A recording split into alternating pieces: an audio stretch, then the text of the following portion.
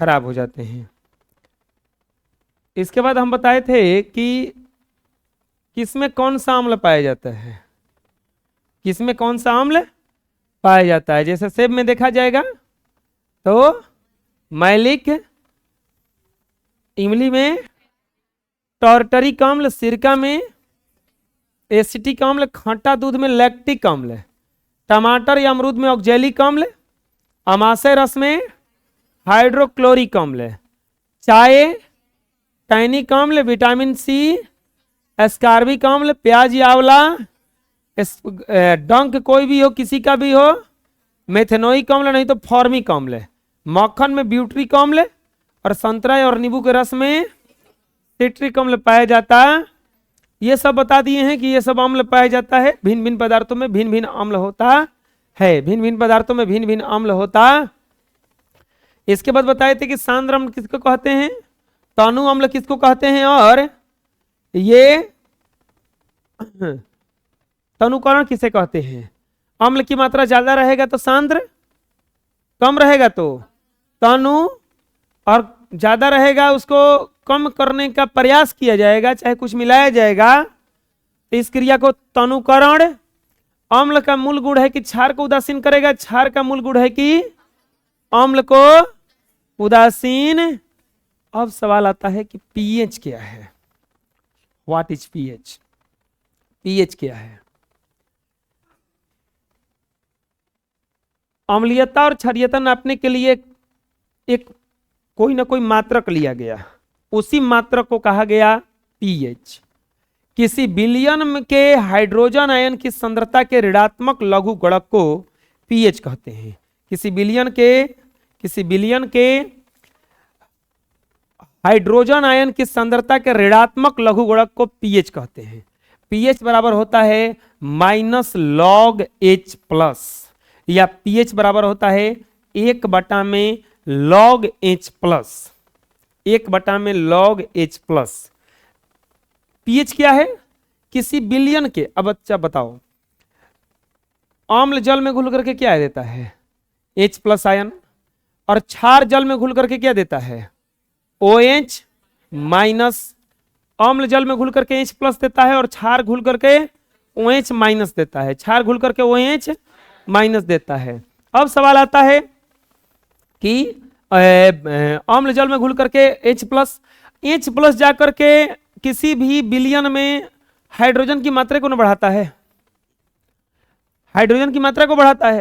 तो इसी हाइड्रोजन की मात्रा को ज्ञात करने के लिए इसी हाइड्रोजन की मात्रा को, लघु गुणक को, उस विलयन का पीएच कहते हैं। उसी लघु गुणक को क्या कहा जाता है, जितना बढ़ा चाहे घटा उसी को क्या कहा जाएगा, पीएच। पीएच एक स्केल है कि बोल दिया गया कि जिसे 7 बोला जाएगा तो उदासीन है, 7 से कम बोला जाएगा तो अम्लीय है, और ज्यादा होगा तो क्षारीय है। तो किसी विलयन के हाइड्रोजन आयन की सांद्रता के ऋणात्मक लघु गुणक उस विलयन के पीएच कहते हैं। बोलो, किसी विलयन के हाइड्रोजन आयन की सांद्रता के ऋणात्मक लघु गुणक को उस विलयन का पीएच कहते हैं। क्या कहा जाता है उसे, पीएच कहा जाता है। अगला आता है पीएच स्केल क्या है। पीएच क्या है, ऋणात्मक लघु गुणक, हाइड्रोजन आयन के ऋणात्मक लघु गुणक को पीएच कहा जाएगा। अब पीएच मापने के लिए जो स्केल अपनाया गया, पीएच मापने के लिए, अब स्केल नहीं कि एगो स्केल लाएंगे पीएच नाप लेंगे,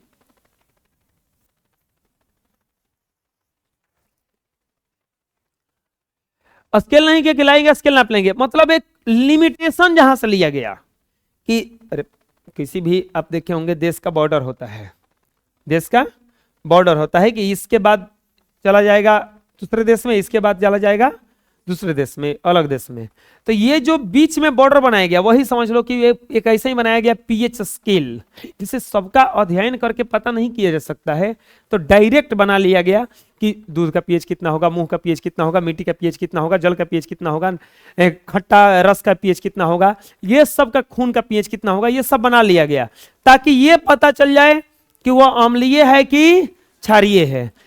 जिस किसी विलयन की अम्लीयता या क्षारीयता मापने के लिए जिस मापदंड का उपयोग किया जाता है उसे ही पीएच स्केल कहते हैं। पीएच स्केल एक प्रकार का पैमाना है जिसकी सहायता से किसी विलयन की अम्लीयता और क्षारीयता और उदासीनता की जांच की जाती।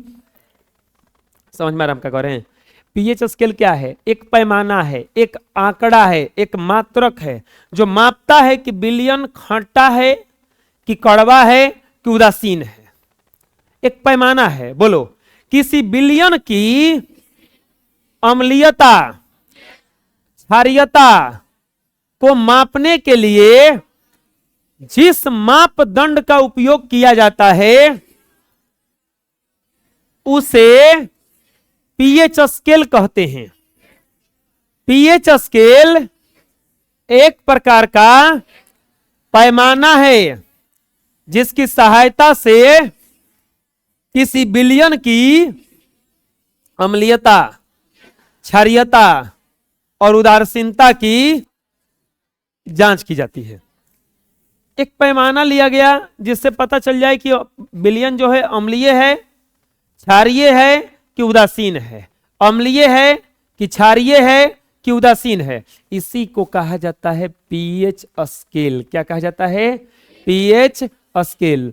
अब देखो, इसमें ध्यान से देखो, इस साथ इसका क्या है? न्यूट्रल पॉइंट है। साथ न्यूट्रल मतलब उदासीनता है। साथ क्या है? न्यूट्रल पॉइंट है। साथ से जब इधर जाएंगे इंक्रीजिंग एसिडिटी, इंक्रीजिंग एसिडिटी का मतलब अम्लीयता बढ़ती है। और इधर अगर जाएंगे इधर से ऐसे तो decreasing H plus. H plus घटने का मतलब क्या हुआ? H प्लस घटने का मतलब क्या हुआ कि ये अम्लीयता जो है घट रहा है। अम्लीयता क्या हो रहा है? घट रहा है। देखिए इधर से ऐसे चलते जाएंगे ना और कम खाटा होता जाएगा, कम खाटा होता जाएगा। हेया जब पहुंचेंगे साफा खाटा ना लगेगा, साफा खाना लगेगा, खाटा ना लगेगा। अब ओकरों से आगे बढ़ जाएंगे तो और कड़वा लगते लगेगा, और कड़वा लगने लगेगा, और कड़वा लगने लगेगा।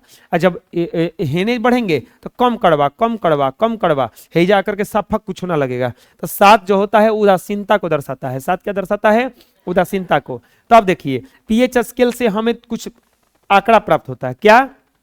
पहला आंकड़ा क्या है कि उदासीन विलयन का जो पीएच मान होता है, उदासीन विलयन का जो पीएच मान होता है वो कितना होता है? 7। Right 7, not 7.1, not 6.9, only 7, not 7.1, not 6.9। अगर ये कम भी हुआ ज्यादा भी हुआ तो गड़बड़ है रे बाबा। बुझा जाएगा ना? यहां कुछ गड़बड़ है। अगर कम हुआ तो कड़वा में चला जाएगा, यानी कि क्षारीयता में चला जाएगा, और ज्यादा हुआ तो अम्लीयता में चला जाएगा। ज्यादा हुआ तो किस में चला जाएगा? अम्लीयता में। 7 रहेगा तो उदासीन। या अब दूसरा पॉइंट क्या बना कि उदासीन विलयन का पीएच मान कितना होता है?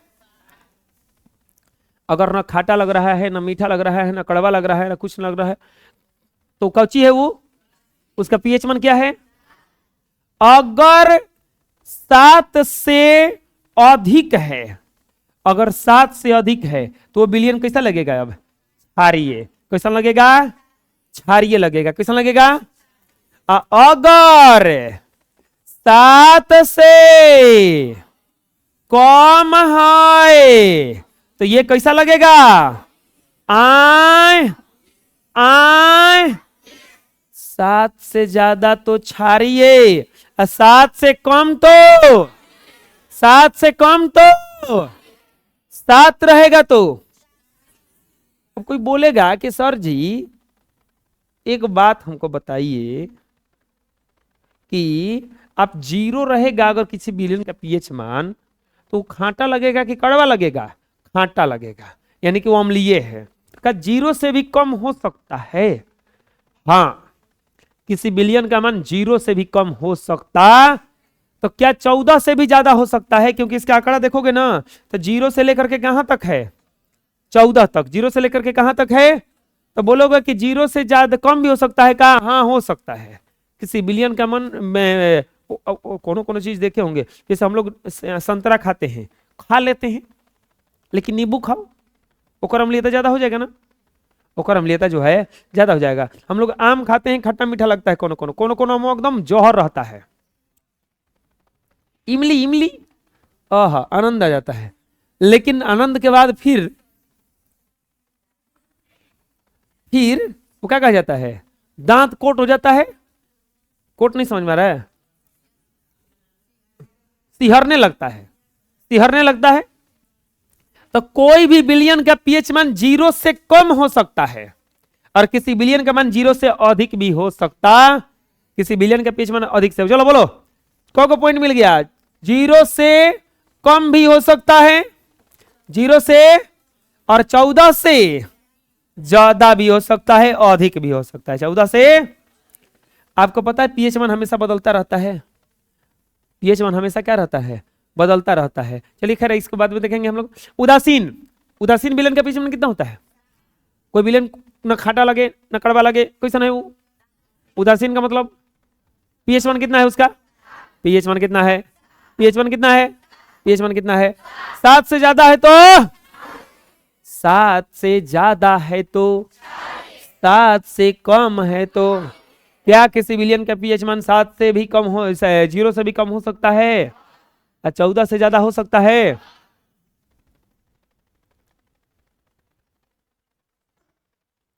किसी विलयन का मान 7 से जितना कम होता है वो उतना ही ज्यादा अम्लीय होता।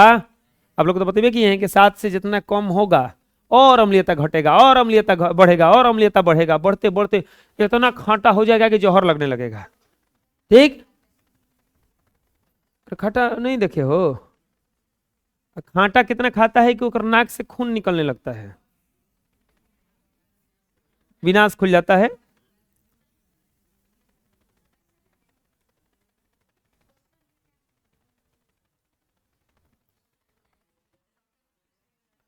ग्रंथि काम नहीं करता है, ग्रंथि वगैरह जो है ना, जैसे खट्टा से, जैसे अब बता रहे हैं हम आपको, अरे तुम सुना होगा कहीं कहीं कि चलो ना, ये जन्माष्टमी के दिन खीरा रखा जाता है और खीरवा फट जाता है। क्यों फटता है बताओ? उसमें चना भरा रहता है, उसमें कच्चा चना भरा जाता है, सूखा हुआ, जो खीरा का जो पानी है उसको सोख करके क्या हो जाता है, वो फूल जाता है। तो वो फूल गया, वैसे ही कुछ अंदर में जाकर शरीर में होता है। जो रक्त का नली वगैरह है वो नाक से जुड़ जाता है डायरेक्ट, खट्टा के कारण कुछ चेंजिंग होता है सिहरने के कारण, और वही सिहरता है तो नली से जुड़ जाता है, नकिया पड़े क्या आने लगता है, खून आने लगता है, क्योंकि शरीर में पूरा रक्त घूम रहा है चारों तरफ से, कहीं से जाकर के वो प्रॉब्लम क्रिएट कर दिया और खुल गया वहीं से। जैसे खीरा जो होता है ना फट जाता है, क्योंकि वहां से क्या हुआ, उसमें चना जाकर के फूल गया, चना जाकर के फूल गया तो वो प्रेशर आया, प्रेशर के कारण वो फट जाता है। तो वैसे ही ये भी होता है, बुझा गया ना? किसी विलयन का पीएच मान 7 से जितना कम होगा वो क्या होगा, अम्लीय। और किसी विलयन का पीएच मान 7 से जितना ज्यादा होगा वो क्या होगा? जिस विलयन का पीएच मान 7 होगा क्या होगा वो तुरंत बताएं। अधिक अम्लीय विलयन का पीएच मान 0 से भी कम हो सकता है और अधिक क्षारीय विलयन का पीएच मान 14 से भी अधिक। अब सवाल आया कि जो पीएच स्केलवा दिया था किसने दिया था इसको, कौन इतना वैज्ञानिक था कि पीएच स्केले बना दिया वो? तो उसका नाम था, वो वैज्ञानिक का, वो महान वैज्ञानिक का नाम था जो हम लोगों पे बोझ लाद दिए, SVL सॉरेंस। SVL कब दिया था? 1900। कब दिया था? 1900। कब दिया था? 1900। जिसमें P का अर्थ होता है पोटेंज, जिसका अर्थ होता है शक्ति, और H का मतलब होता है हाइड्रोजन। H का मतलब क्या होता है? ध्यान से देखिएगा, गड़बड़ करता है बच्चा सब लिखने में, पीएच को ऐसे लिख देता है, पीएच ऐसे नहीं लिखा जाता है, P छोटा H, क्योंकि P कोई शब्द नहीं है, P कोई संकेत नहीं है, लेकिन H संकेत है। तो कितना पीएच ऐसे लिख देता है, अरे ना रे लिखवा, H ही हाइड्रोजन के लिए आया है, हाइड्रोजन का सिंबल है, तो हाइड्रोजन को कैपिटल से ही लिखा जाता है। कोई भी तत्व का संकेत जो है अगर सिंगल अक्षर में लिखा हुआ 9th क्लास में पढ़े होंगे तो वो कैपिटल से लिखा जाता है, लेकिन दूधू को अगर लिखा जाएगा तो ये को कैपिटल रहता है, बादवा वाला का रहता है, स्मॉल रहता है, बादवा वाला का रहता है, स्मॉल रहता है। तो पीएच स्केल को किसने बनाया था? SVL सॉरेंस ने। SVL कब बनाया? 1900। उदासीन विलयन का पीएच मान बोलो कितना?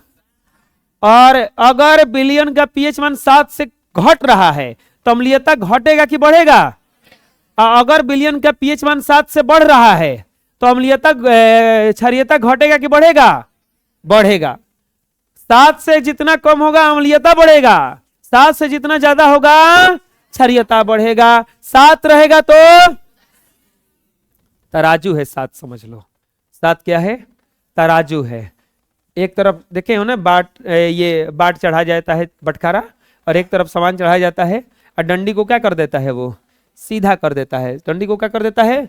सीधा कर देता है। तो हम लोग को कोई तकलीफ नहीं है, लेकिन जहां बाट की तरफ डंडी झुका तो तकलीफ ही तकलीफ है। फिर हम लोग बोलते हैं कि उसमें और डालिए, नहीं तो हम लेबो नहीं करेंगे। होता ऐसा? समझ में आ जाएगा? कुछ रसायनों के पीएच मान, कुछ रसायनों के पीएच मान कि कितना कितना होता है। जैसे सबसे पहले अमाशय रस, पेटवा में एगो रस निकलता है, बोलो कौन सा रस निकलता है? अमाशय रस निकलता है। अमाशय रस को क्या कहा जाता है? हाइड्रोक्लोरिक अम्ल होता है। कौन सा अम्ल होता है? उसका पीएच मान जो होता है 1 होता है। पीएच मान क्या होता है? 1 होता है। नींबू का रस अगर जो है वो थोड़ा सा खट्टा लगता है, उसका पीएच मान होता है 2.5, 2.5। सिरका, सिरका का 3, सिरका एसिडिटी में दिया जाता है। अम्लीयता जब हो जाता है ना तो सिरका दिया जाता है उसमें। टमाटर का रस, टमाटर भी खट्टा लगता है, 4.1, 4. पसीना चखे हो कभी?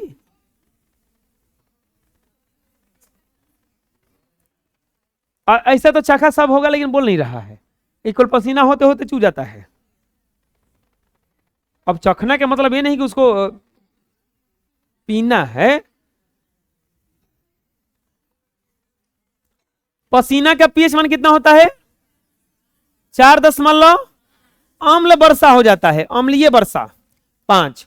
पेशाब का पीएच मान 6। गाजर का रस 6। दूध का पीएच मान 6.5। शुद्ध जल, आंसू जो होता है क्षारीय होता है।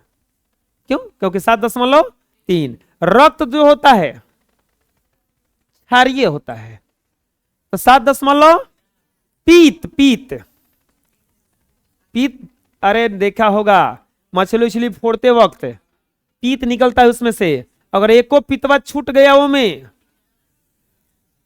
वो विध्वंस मचा देगा पूरे मछली को, और कहीं फूट गया तो और मचाएगा। पीत जो होता है हम लोग का क्षारीय होता है। हम लोग का संरचना शरीर का इतना अच्छा बनाया गया है कि भगवान जी पेट बनाए को। देखो भगवान जी बड़ी खतरनाक थे। मुंह बनाए तू, सब कुछ सब बना दिए शरीर में, एगो मुंह बना दिए, एगो पेट बना दिए।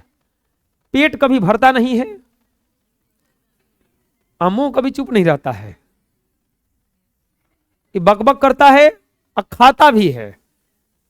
ज्यादा बकबक करता है तो चप्पल जूता खाता है, अगर बढ़िया बढ़िया कर्म करेगा तो भोजन खाएगा। खाना तो पड़ेगा ही इसको, और ना कुछ खाएगा तो बक बक बक बक। मल्टीपर्पस है ना ये मुंह का, मल्टीपर्पस है। कितना इसे मुंह बाकी से सो जाता है, फिर ओकरा अंदर मच्छर मक्खी घुस जाते हैं। भगवान जी देखो बताते हैं, चुप रहो। अगर पेट नहीं रहता ना भेंटो नहीं होता किसी से। अगर पेट नहीं रहता तो भेंट में, ऐसे ही पेट हम लोग का है, ठीक है। तब हाँ चुप रहो, बक बक मत करो।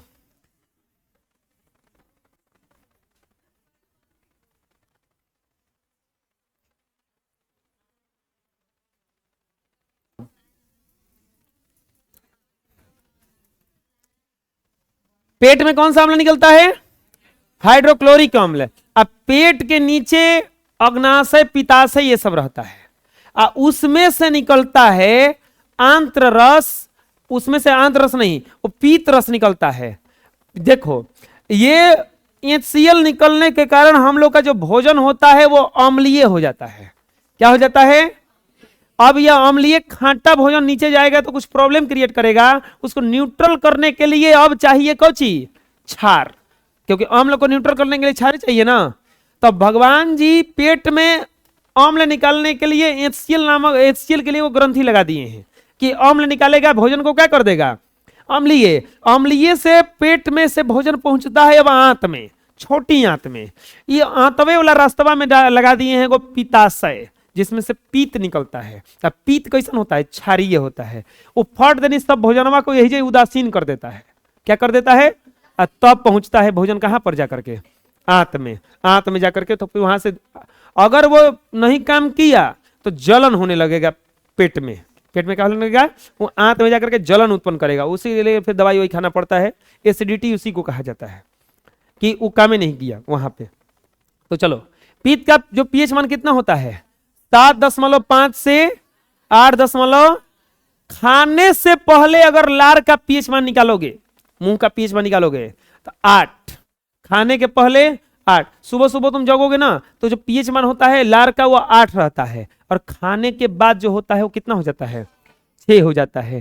चूना जल, चूना जल COH का होल ट्वाइस, इसका पीएच मान होता है 11। बहुत खट्टा हो, बहुत कड़वा होता है। 11 देख नहीं रहे हो? खैनी जो होता है खट्टा होता है, उसमें डाला जाता है चूना, क्योंकि उसको उदासीन करना है। मुंह का जो पीएच मान होता है लगभग 5.6 रहता है। मिट्टी का पीएच जो होना चाहिए 7 से 7.6, और मानव शरीर का जो पीएच मान होता है वो 7 से 7.8। चलो बोलो, अमाशय रस का पीएच मान कितना होता है? अमाशय रस का, अमाशय रस का, नींबू रस का, नींबू रस का, सिरका का पीएच मान, सिरका का पीएच मान, सिरका का पीएच मान, टमाटर रस, टमाटर रस, टमाटर रस, पसीना का पीएच मान 4.4, आम्ल वर्षा, पेशाब, गाजर का रस, दूध का, शुद्ध जल, आंसू, खून। कोई कहता नहीं खून पी जाऊंगा मैं, बस कहो कि नहीं खून तुम अम्लीय होगा तब पीना, नहीं तो क्षारीय हो जाएगा सब कुछ। इसके बाद कोई पीता नहीं है। हाँ, पीत का पीएच मान आए, लार अगर खाने से पहले देखा जाएगा, खाने के बाद चूना जल, मुंह का पीएच मान, मिट्टी का पीएच मान, और मानव शरीर का, समझ में आ जाएगा? पीएच मान याद हो जाएगा? चलो याद करो अब से। अमाशय रस, शुद्ध जल,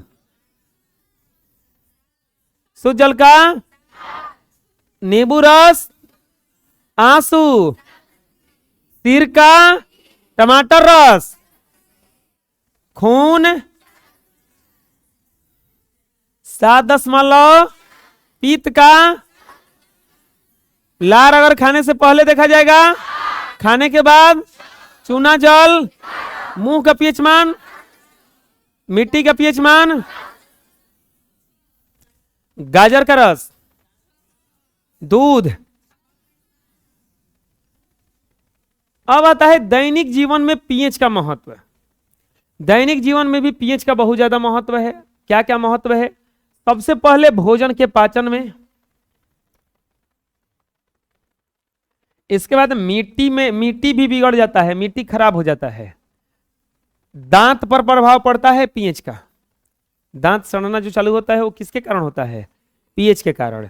इसके दांत पर प्रभाव पड़ता है, मिट्टी पर। इसके बाद देखे होंगे कभी कभी तालाब वाला में का मछली ऑटोमेटिक मर जाती है, तो अम्ल वर्षा के कारण, अम्ल वर्षा, इसमें भी अगर तालाब वगैरह का पानी जो होता है ना वो खराब हो जाएगा तो भी दिक्कत है। भोजन के पाचन में, मिट्टी में। इसके बाद कोई कोई काट दे अगर, जीव जंतु, जीव जंतु देखे होंगे सांप काटता है तो थोड़ा सा जहर फैल जाता है शरीर में, तो उस सब में पीएच ही काम करता है। उस सब में भी थोड़ा सा पीएच खतरनाक होता है उन लोगों का, और काट देगा तो वो विष चला जाता है अंदर, ये सब में।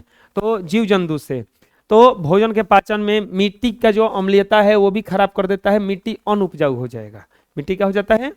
अनउपजाऊ हो जाता है। दांत जो है, दांत का पीएच मान अगर हो जाएगा कम ज्यादा तो दांत सड़ने लगता है, सिहरने लगता है, खराब होने लगता है, दर्द करने लगता है। तालाब अगर हमें पीएच मान होगा तो मछलियां क्या होने लगती हैं? मरने लगती हैं। हाँ, मानव शरीर पर भी प्रभाव पड़ता है। मानव बुखार देखे होंगे बड़ा जल्दी पकड़ता है आदमी को। दो चीज बहुत जल्दी पकड़ता है, एक सर्दी और बुखार, एक सर्दी और दूसरा बुखार, ये बहुत जल्दी पकड़ता है। सर्दी बुखार में भी पीएच मान काम करता है। अगर उस परास के अंदर हमारा शरीर नहीं रहेगा जो पीएच मान मांग रहा है, तो पक्का जल्दी से पकड़ेगा कोई चीज, सर्दी और बुखार, सर्दी और बुखार। चलो देखो, सबसे पहले पाचन तंत्र में पीएच का महत्व क्या है। पाचन तंत्र में पीएच का महत्व क्या है। हम लोग जो भोजन करते हैं बहुत सारा उसमें क्या क्या खाते हैं, सब कुछ मिल करके कुछ खराब भी हो जाता होगा। खाने में तो अच्छा लगता है, लेकिन बहुत सारे उसमें जीवाणु विषाणु सब चले जाते हैं अंदर में। उन सबको मारने के लिए क्या चाहिए, कोई अम्ल चाहिए जो उसको खत्म कर सके। तो भोजन जो होता है शरीर में, ये पेट हम लोग का है, पेट ठीक इसी तरह से होता है, पेट ठीक इसी तरह से होता है। तो यहाँ पर ये जा करके पीएच इसमें भी प्रभाव करता है। जो HCl है वो जा करके उसको डाइजेस्ट करने में मदद करता है। हम तुरंत बताएं, देखो ऐसा पेट होता है, इसके बाद ये यहाँ से नली से निकल करके ये आंत फैला हुआ है। बायोलॉजी में बढ़िया से पढ़ेंगे हम लोग, आंत फैला हुआ है। फिर यहाँ से भोजन जो चला जाता है वो बड़े आंत में जाता है, ये बड़ा आंत है, जो घेरल है ना, ये बड़ा आंत है। ये देखो यहाँ से, यहाँ से अगर देखा जाएगा पेट हो गया, और ये छोटी आंत में ये प्रवेश करता है, छोटी आंत से चला जाता है बड़ी आंत में, और बड़ी आंत से फिर ये बाहर निकल जाता है, ये बाहर निकल जाता है, बड़ा आंत में जाकर के जमा रहता है ये सब कुछ, ये जमा होकर के या फिर वहां से इसको समय समय पर क्या कर दिया जाता है, निकाल दिया जाता है। तो भोजन के पाचन में देखिए क्या महत्व है, पाचन तंत्र में क्या महत्व है। हमारे दैनिक जीवन में पीएच बहुत महत्वपूर्ण भूमिका निभाती है। सबसे पहला है पाचन तंत्र में पीएच का महत्व। हमारे पेट में हाइड्रोक्लोरिक अम्ल बनते रहता है। हम बताएं तुरंत है कि पेट में कौन सा अम्ल बनता है, हाइड्रोक्लोरिक अम्ल बनता है, जो हमारे भोजन को पचाने में क्या होता है, इसका पीएच मान 1 होता है। इससे कोई नुकसान नहीं होता है, किंतु अपच में जब पेट में अम्ल की एक निश्चित सीमा से ऊपर हो जाती है तो पेट में गैस और जलन होने लगती है। अब सुने होंगे कभी कभी घर में खराई हो रहा है, नहीं तो एगो सुने होंगे, चलो ना छठ में सुने होंगे, एगो पर्व होता है छठ के दिन खरना, ये तो सुने होंगे ना। ये खरना कहां से आया, उस दिन देखे होंगे लौका का सब्जी दिया जाता है, और लौका का सब्जी और घी में बनता है, वो तेल में नहीं बनता है, दाल वगैरह दिया जाता है, ऐसा चीज दिया जाता है जिसमें अम्ल ना हो। अब प्लस अब जो कद्दू जो होता है वो अम्लीयता को खत्म करता है, जाकर शरीर में से अम्लीयता को क्या करता है, खत्म करता है। अगर वो ना खा करके कोई भूखे तो पेट में निकलेगा अम्ल, क्योंकि हाइड्रोक्लोरिक अम्ल समय समय पर क्या करता रहता है, निकलता रहता है, और निकलेगा तो पेट में जलन उत्पन्न कर देगा, तो फिर वो भूखे कैसे रहेंगे। आप भूखने वाले से पूछोगे तो उन लोगों को पता नहीं है इसका वैज्ञानिक कारण है को क्या खाना है उसको। फिर अगले दिन देखे होंगे वो मीठा उठा खाता है, कुछ मीठा उठा खाते हैं, फिर भूख जाते हैं पूरा दिन के लिए। फिर पूरा शाम में ही बोल रहे हैं, वो संझवत होता है ना, उस दिन खीर वगैरह खाते हैं कुछ, तो उस दिन खाता है। काहे खाता है आदमी, क्योंकि वो खाना जरूरी होता है। तो ये जो खरना है ये क्यों किया जाता है, अम्लीयता को खत्म करता है कद्दू वगैरह जाकर के पेट में। ठीक है, यहां पर अगर एक निश्चित मात्रा से कम हो जाएगा तो पेट में गैस हो जाएगा, जलन होने जाएगा। ज्यादातर सर्दी वगैरह चाहे होता है, एक समय पर निश्चित समय पर कुछ ना कुछ खा लेना चाहिए, एक निश्चित समय पर कुछ ना कुछ खा लेना चाहिए। निश्चित समय पर अगर कुछ ना कुछ खा लीजिएगा आपको सर्दी वगैरह पकड़ने का कम चांस रहता है, नहीं तो सर्दी वगैरह पकड़ने का क्या रहेगा, जल्दी ज्यादा चांस रहेगा। पेट में गैस बहुत जल्दी बनाएगा, पेट में जो गैस है बहुत जल्दी बनाएगा। तो ये क्या कारण होता है इसका, देखो अगर जब तक इसका पीएच मान 1 रहेगा शरीर को कोई दिक्कत। पेट ज्यादा खराब होता है बताओ कब, कड़वा खाने से, करेली खाने से पेट नहीं खराब होगा कबो, लेकिन तो पकौड़ी ज्यादा खाओ, जिससे कल आ रहा है सीजन, एथु है ना, कल है क्या कहलाता है, खिचड़ी, तो कल पकौड़ी छनाएगा सब कोई घरे। ज्यादा खाएगा आदमी, ज्यादा खाएगा तो पेट पक्का है कि खराब होगा ही। क्यों खराब होता है, देखो क्योंकि उसमें तेल होता है। जबराओ क्या रहता है पकौड़ी में, तेल। चाहे कोई भी छना तला चीज में क्या रहता है, अगर आपको बहुत स्वस्थ रहना है, ठीक ठाक रहना है, तो आपको रूखा सूखा खाना चाहिए। तेल वगैरह का कम प्रयोग जितना आदमी करेगा उतने सही रहेगा, लेकिन ये मानता नहीं है, कहने वाला बात है खाली। मीट मछली में जब तक आधा किलो तेल ना डलाई तब तक स्वादे नहीं आई, होता है ऐसा। कितना तो देखें ऊपर से तेलवा डाल देता है दिखाने के लिए कि देखिए हम लोग तेल में बनाए हैं। तो डिबोवे लेके दिखा दो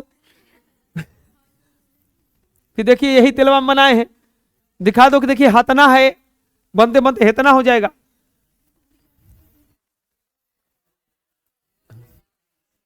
एज ब्रो पकौड़ी में क्या रहता है, तेलवा जा करके, एज ब्रो तेल जा करके, तेल अब ये टूट करके और ज्यादा अम्ल बना देता है।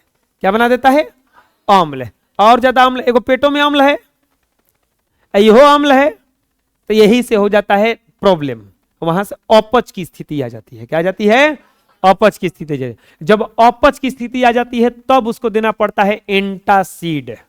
एंटासिड एगो दवाई आता है सिटीजोल, पेट उठ खराब होगा ना कल तो खरीद के रखना है इसको। सुने नाम, सिटीजोल आता है, नहीं तो उसे अगर हल्का लेना है तो इंटोफ्राम वगैरह लेना पड़ेगा, नहीं तो लोमोटिल वगैरह लेना पड़ेगा। लेकिन लोमोटिल से ठीक नहीं होगा क्योंकि पूरा ढकेल के आदमी खाएगा ये अच्छा काम करेगा इसको। अच्छा कभी अपच का दवाई कभी मतलब खाए हो कभी, मुंह हमारा बिगड़ जाता है, मुंह जो होता है वो क्या हो जाता है, बिगड़ जाता है, मुंह क्या हो जाता है, बिगड़ जाता है। अब बिगड़ता काहे है, क्योंकि ये सब एंटासिड, एंटासिड का मतलब हुआ एंटा एसिड, एंट एसिड, एंटा एसिड, एंटा एसिड मतलब एसिड के विपरीत वाला है, एसिड के, तो यानी कि इसका मतलब एक खारा रहता है। और जब वही दिया जाता है तो जो अम्लीयता है जाकर अंदर में क्या करता है, वो खत्म करता है, क्षारीयता बना देता है, क्षारीयता बना देता है, पेट सही हो जाता है फिर से। यही कारण है। हाँ उसका उपाय क्या है, अगर ढंग से खाना है तो थोड़ा मोड़ा खाएंगे, कम कम खाएंगे, तो उतना ही खाएंगे जितना हमारा पेट पचा सके। तो पेट में इसका क्या महत्व है, हाँ बोलो, हमारे पेट में हाइड्रोक्लोरिक अम्ल बनते रहता है जो हमारे भोजन को पचाने में सहायक होता है। इसका पीएच मान 1 होता है और इससे पेट को कोई नुकसान नहीं होता है, किंतु अपच के कारण जब पेट में अम्ल की मात्रा एक निश्चित सीमा से ऊपर हो जाती है तो पेट में गैस और जलन होने लगती है। समझ में आ जाएगा पेट में जलन क्या होता है। अब कोई रीजन नहीं है, उसका रीजन यही है कि पेट में अम्ल की मात्रा क्या हो गया है, कौन सा अम्ल, हाइड्रो। अगर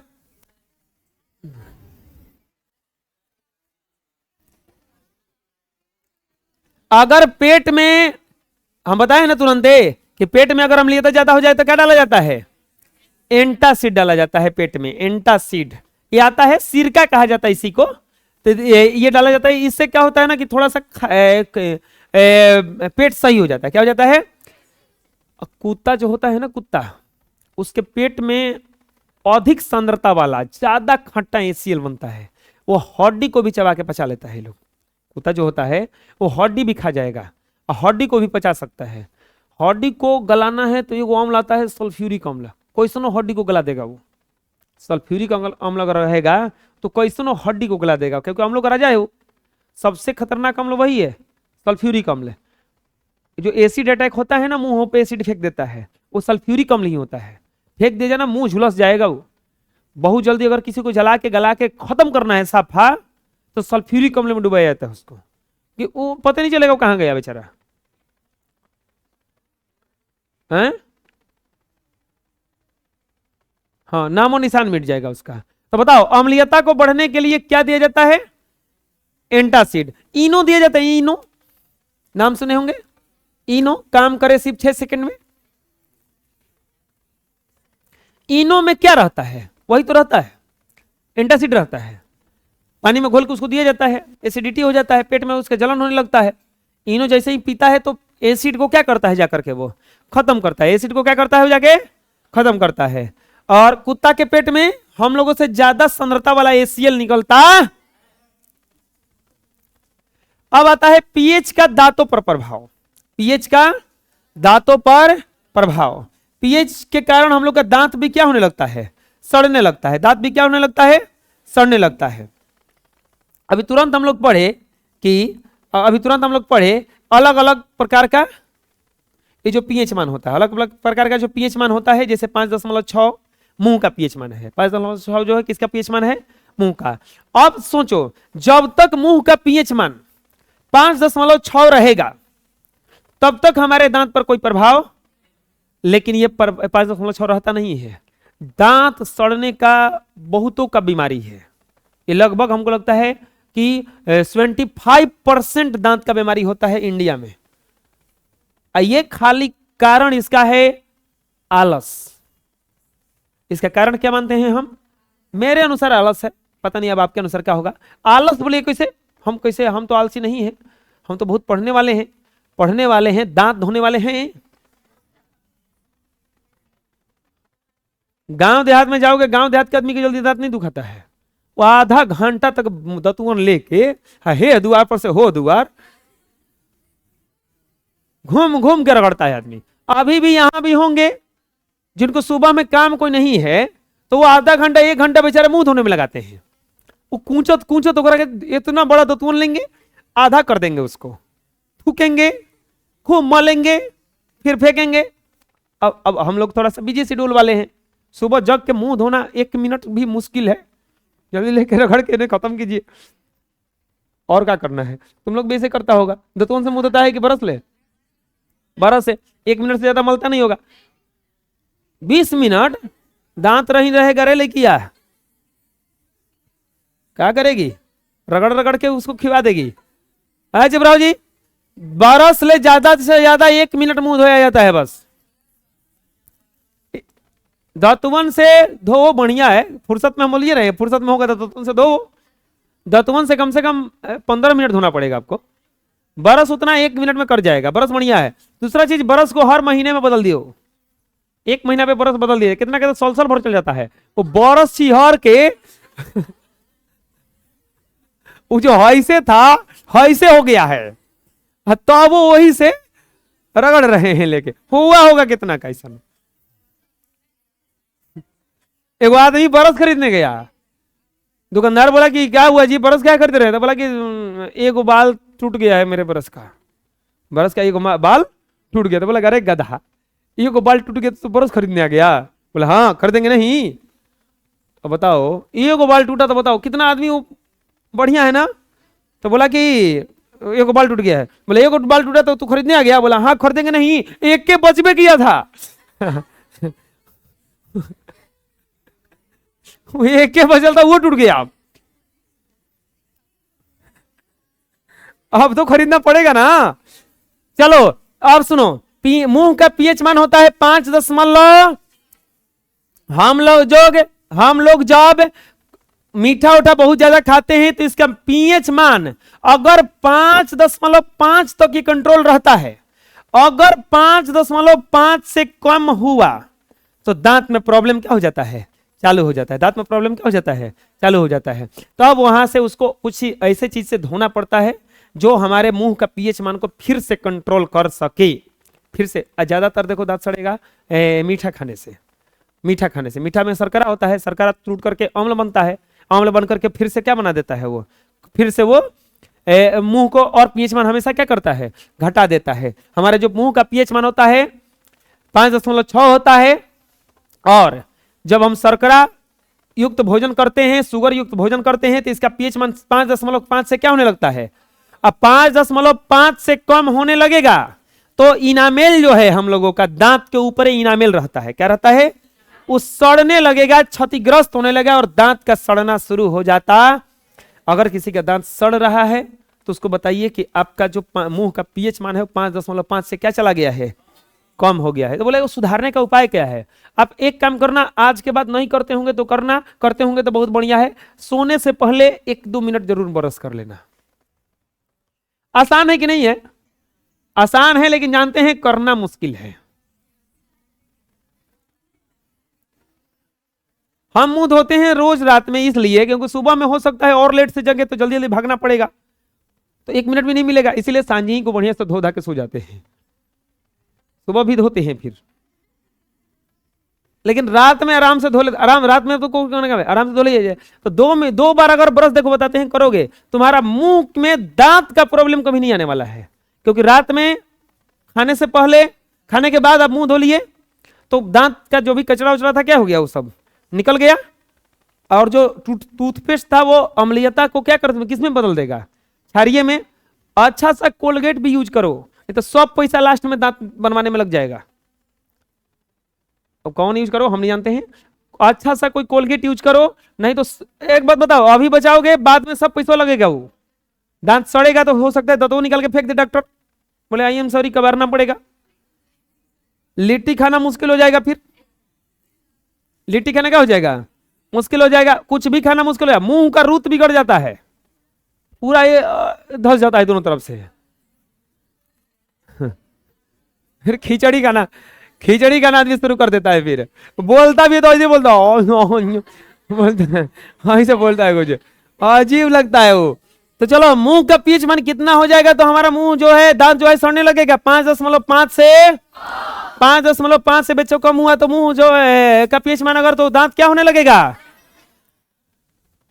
अब आता है 2 पॉइंट है इसमें, दांत जो हम लोग का बना है पत्थर से बना है कि किसी और चीज से बना है, नॉट पत्थर। पत्थर रहता तो सड़ता नहीं, पत्थर रहता तो खराब नहीं होता। शरीर का सबसे कठोर पदार्थों में एक पदार्थ है दांत, एक पदार्थ है दांत। दांत में सबसे ज्यादा कठोर जो पदार्थ होता है इनामेल होता है। इनामेल किसको कहते हैं, दांत का जो ऊपरी परत है, जो उजर चमक रहा है, उसी को क्या कहा जाता है, इनामेल कहा जाता है। यही कोई के दांत पियर हो जाता है, ऊपर परत अगर है वो क्या कर रहा है जी?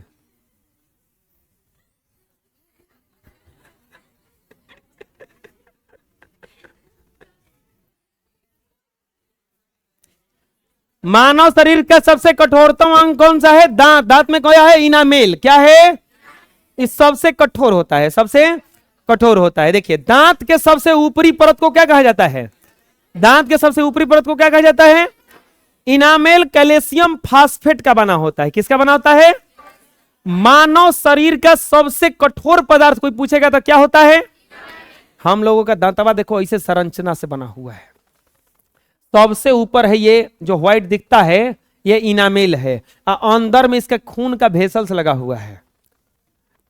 3 परत होता है इसमें, देखो एक, यही परत में जब पहुंचेगा ना सड़ते सड़ते, तब जाकर के दांत में दर्द शुरू हो जाएगा। इसीलिए देखे होंगे कुछ दांत कबो भरवाया जाता है, तो कुछ डाल के भर देता है। होता क्या है, देखो दांत हम लोग का सड़ेगा का है हमें अनाज अगर जाके अटकेगा, थोड़ा सा भी अनाज अटकेगा तो अनाज होता है सड़ने वाला चीज, वो सड़नेगा, और सड़ेगा तो अकेले नहीं सड़ेगा, अगल बगल के चीजों को भी क्या करेगा, सड़ाएगा। और सड़ाते सड़ाते सड़ाते सड़ाते एक छेद उत्पन्न कर देगा यहां से, और जब इसमें कुछ टकराएगा तो एकदम झंझना जाएगा मियाज। तो इसी को दांत का सड़ना कहा जाता है। क्या कहा जाता है दांत को, दांत बस दिखता हाथनी है, नीचवा हाथना होता है, खोखर नहीं होता है, खोखर नहीं होता है, भरा रहता है, वो एथू से भरा रहता है, वो हड्डी जो पत्थर जैसा चीज नहीं है, वो ये इतना अंदर होता है। कोई दांत का बनवाने जाओगे ना, इतना बड़ा दांत निकलेगा, वो इतना बड़ा दांत निकलता है, पूरा निकलता है अंदर से, टूटता है ना वो, तो वो आधे पर टूट जाता है, कभी कभी आधे पे टूट जाता है, फिर वो आ जाता है। मनुष्य में कितने दांत होता है पता है, 32 को दांत होता है, लेकिन अभी अपना दांत गिनोगे तो 32 को नहीं हुआ होगा। 32 आते आते आप लोगों का करीब 18-20 वर्ष का उम्र होगा, तब जाकर के 32 को धीरे धीरे वो पूरा होगा। दांत जब निकलता है ना तो प्रॉब्लम है, दांत 1-2 बार टूटता है। अब समझ लो परमानेंट दांत निकल चुका है, वो अब टूटा तो वो नहीं आएगा, इसीलिए इसी को बचा के अगले 50-60 साल रखना है। बोलो दांत का सबसे ऊपरी परत को क्या कहा जाता है। चलो हम लोग आज पढ़े पीएच। पीएच क्या है, किसी भी विलयन के हाइड्रोजन लघु गुणक को, हाइड्रोजन के ऋणात्मक लघु गुणक को पीएच कहा जाता है। पीएच स्केल क्या है, अम्लीयता और क्षारीयता नापने के लिए एक स्केल बनाया गया, उसी को क्या कहा जाता है, पीएच स्केल। पीएच स्केल को किसने बनाया था, एसबीएल सोरेंस ने। एसबीएल 1909 ईस्वी में, 1909 ईस्वी में। 7 अगर रहेगा किसी भी विलयन का पीएच तो उदासीन होगा, और 7 से ज्यादा रहेगा तो, कम रहेगा तो अम्लीय विलयन का पीएच मान 7 से कम हो सकता है। हाँ, क्षारीय विलयन का मान 14 से अधिक हो सकता है। समझ में आ जाएगा। इसके बाद बताएं हम पीएच का धातु पर, हाँ, विभिन्न प्रकार के पदार्थों का पीएच मान, विभिन्न प्रकार के पदार्थों का पीएच मान। अमाशय रस का पीएच मान कितना होता है? 1। अमाशय रस का पीएच मान कितना होता है? 1। इसी के बाद नींबू रस का पीएच मान कितना होता है? 2.5। सिरका का 3। ये सब बताएं। इसमें अगर मुंह का पीएच मान 5.5 से कम होने लगे तो दांत क्या होने लगता है? इसके बाद दैनिक जीवन में पीएच का प्रभाव कहां कहां पड़ेगा? भोजन के पाचन पर, मिट्टी की अम्लीयता पर, दांत सड़ने पर, तालाब में जीव जंतु पर, मानव शरीर पर। भोजन के पाचन में क्या करता है? हम लोग के शरीर में हाइड्रोक्लोरिक अम्ल निकलता है। हाइड्रोक्लोरिक अम्ल का पीएच मान 1 होता है। अगर 1 से कम हो गया तो अम्लीयता हो जाता है, शरीर में अम्लीयता उत्पन्न हो जाएगा, पेट में जलन होने लगेगा और गैस हो जाएगा। वो बोलोगे गैस काहे होगा? इकलौता HCl बताए थे हम, जो गैस के रूप में है। यहां अम्ल जो है किसके रूप में है? गैस के रूप में है। तो गैस हो जाएगा पेट में। उसको कम करने के लिए एंटासिड दिया जाता है, नहीं तो इनो दिया जाता है। क्या दिया जाता है? एंटासिड नहीं तो इनो। कुत्ता में कैसा अम्ल निकलता है? हम लोगों से ज्यादा सांद्रता वाला। वो हड्डी को भी क्या करता है? इसके बाद हम लोग पढ़े दांतों पर प्रभाव। अगर दांत का, मुंह का पीएच मान 5.5 से कम हुआ तो दांत क्या होने लगेगा? क्या होने लगेगा? दांत का ऊपरी परत किससे बना होता है? कठोर सबसे पदार्थ क्या है? क्या है? इनामेल है। समझ में आ जाएगा।